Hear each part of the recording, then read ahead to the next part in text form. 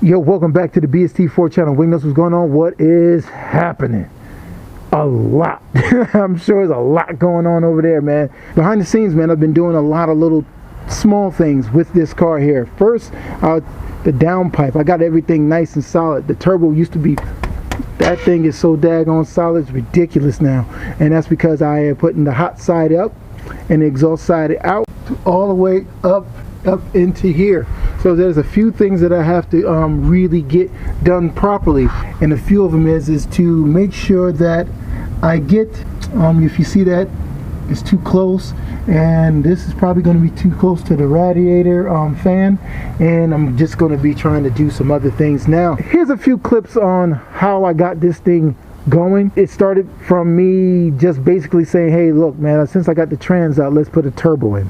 That's how I really started. So here's a few clips for you guys to check out while I am about to do some other stuff behind the scenes, guys. That's what it is. What we did with the cross member, we drilled out a few holes, as you can see here, and then we started to really carve it out nicely, and that should work. One is longer than the other, but that shouldn't matter. And then the back end, we made it a little bit longer so we can get to the bolts. Do you need to do that? I don't know. Probably not. So then after that, we say, you know what? Now let's get up underneath here and start tackling. Right now, I'm just plugging out some of this like this here. Plug out that, plug out this, and then got to remove that harness off of the trans. I'm going to tell you, the second hardest thing to do is getting that third bolt on top of that starter. Not even going front. You know what I mean? You got to really take your time. We drilled a hole in the pan, simple, fast, and then after that, hit the bolts on the top of the trans, and then we hit the side of the trans. Alright, so we took the trans out with the help of my son. Thank goodness, because I couldn't do that by myself. Take a 17 and take off this flywheel. Gotta do it. So what you start doing is you start diverting your attention to, let's say, the drive shaft. So you start to mess with the drive shaft, you mess with it, it's a little tough, and you got to remember you got an aluminum drive shaft, and that's what I had to remember. So I was banging on it a little bit. I was like, wait a minute, what am I doing? It's aluminum. I said, look man, go ahead and cut this thing off, man. You know, it's just the best solution. But the end result is that you've gotten the yoke on, and that's all you care about. You got the yoke on, it's legit, you greased it up, then you move on. To go more in depth, your automatic transmission in your Crown Victoria is longer than a 5-speed manual that you're going to be putting in your Crown Victoria. So if you want to utilize your old drive shaft with the new yoke in front of it, you're going to need a spacer. In this video, I'm going to explain a little bit more further. Now the Mustang one that I picked up, which is like this and like this, is 2.5. Does not, it fits on there, it's nice and snug, everything is good, but the bolts do not match. I had mentioned that in the other video. The other solution is to go get you a FabTech right here. FabTech, what's the number on this thing? FT30072. That's going to be the whole kit you're going to get from FabTech. It's probably around $50 on Amazon, probably 60 or 70 or 100 on eBay. See how the bolts mount up? It's legit. You're good. This is what you're going to need. Enough of the spacers. Let's go inside and do something else. And it's this right here. What we're going to do is cut that out. Now we're going to cut small because that looks small, right? So we're going to start with it small, install the trans, and then cut big. Don't want to have a big ass gap. That I don't want.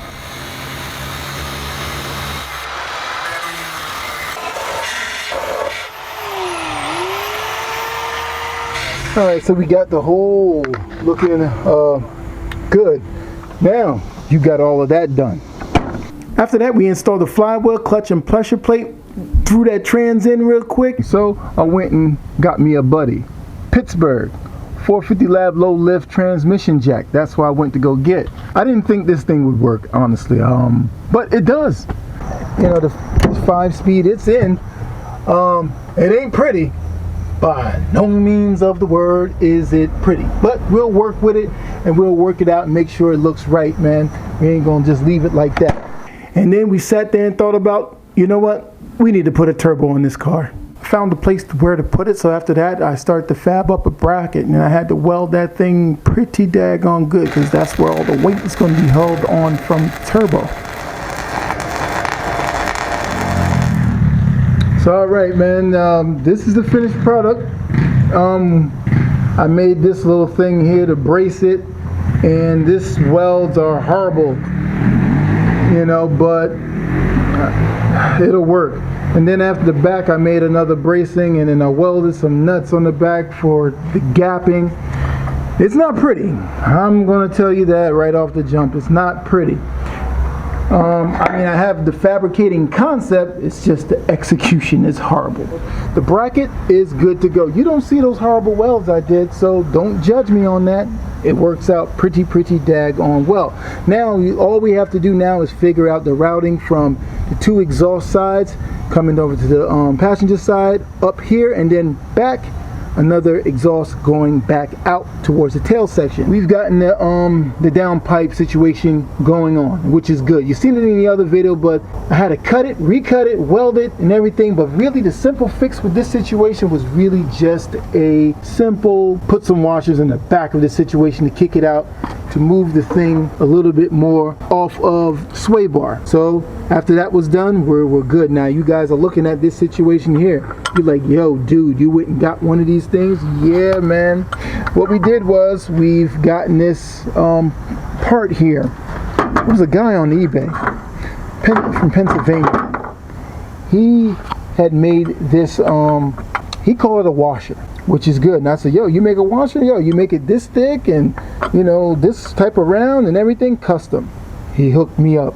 I put the template on it, glued it, drilled it, cut something to hold it in, which I shouldn't have used, but I used it anyway. Use a bolt, put it in there to hold it while I'm drilling so I can have a nice precise item that basically is the same thing. And then I came up with these two things here. Now, it seems easy, but it really wasn't for a guy who didn't measure anything. And that bolt, two different sizes. I didn't know that. I put this bolt on top. That started to strip because it was in the right joint. They're two different joints. I thought it was the same. All right, now I'm back to what we were doing. See, I came up with something, but see, it's a little bit lower than the oil pan. That ain't gonna work at all. So I had to use a old pipe from the Bronco, the 351 that I bought. It had a pipe underneath, so I had to go ahead and weld that.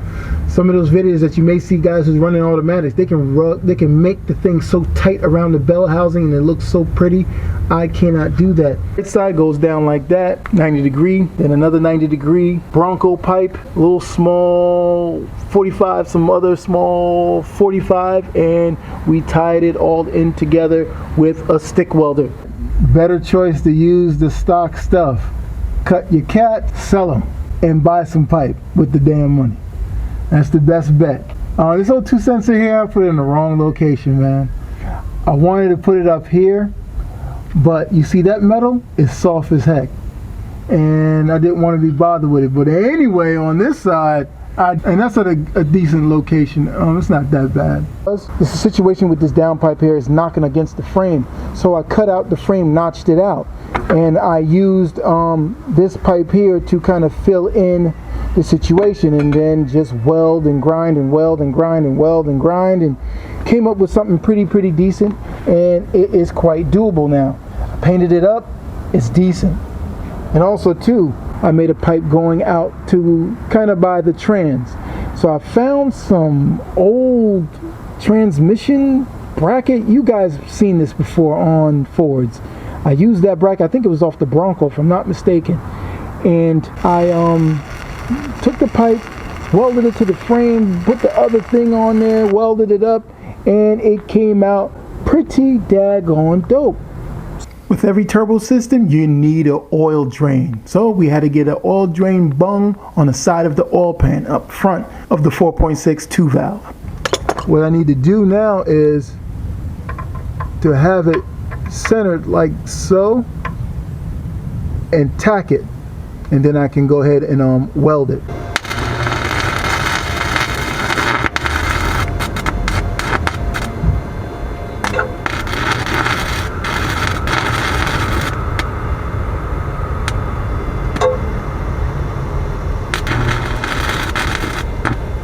this JB weld around there. I'm gonna mix that JB weld up while it's hot.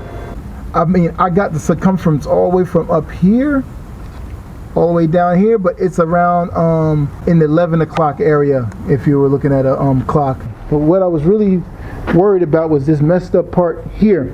Now this thing here is battered and tattered.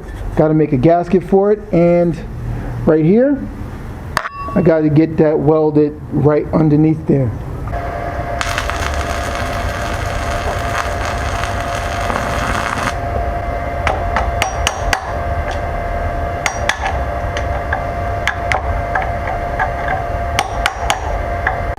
I'm gonna see, I cleaned it up a little bit. Looks a lot better than what it was, but now around here I'm just gonna get this looking right and then get this looking right. So after some finagling, this is the ending result of it. Is it beautiful? Not really. Would it serve the purpose? Yes, it will. I had to stop it right there because I'm probably put a clamp right there, so you know this hides all that ugliness underneath, and that's cool for now. And I also made a slit over there, and I went too far in. Now that you guys are up to speed, now let's get back to the build. It's now behind the scenes, man. I've been doing some cleaning, well-deserved cleaning, man, and I got it done pretty much finally. I probably will be using this fan. I'm definitely going to check it out and make sure everything is fit. I even made this little heat shield with scraps that I had laying around in the pile over there. I definitely have the wrap soaking, so I got to wrap this thing up, and that's the plan of today, man. I should have took out this thing here first, down over here, but I didn't, so that's my bad. If I took this out, I'd have wrapped it and everything, but I needed to know where to stop. So what I'm gonna do is try to wrap this while it's in here. Next to impossible, but all right, so that's what I did right there. Listen here, that wrap job, I can't wrap it while this thing is in. I need to take it out. So in the time if I do take this thing out, I'm going to wrap it out. I do know where everything will stop at, so we're kind of good there, but for now this will work. Now we're going to install the radiator fan. Let me see, drop in some coolant, and if I got any, if not, water. We're going to let this thing run for probably like around 15 minutes. I turned it off and on behind the scenes already. That's why I'm leaving it up in the air. If any oil's leaking, we're gonna see it. That right there, that's just for me pouring in the stuff. So, because I turned it on already. So let's go ahead and turn it on for you guys to hear. Make sure everything is good. My oil pressure on the dash doesn't work. I got to get that to work along with the oil pressure. One thing it do sound better. I mean, engine-wise, it sounds better with the cats off and everything like that. So it's legit. It's a few things I have to get. Intercooler, of course. The fan stays on. I think the AC is on, or something like that. I don't care. Let it stay on. Cool down that damn turbo.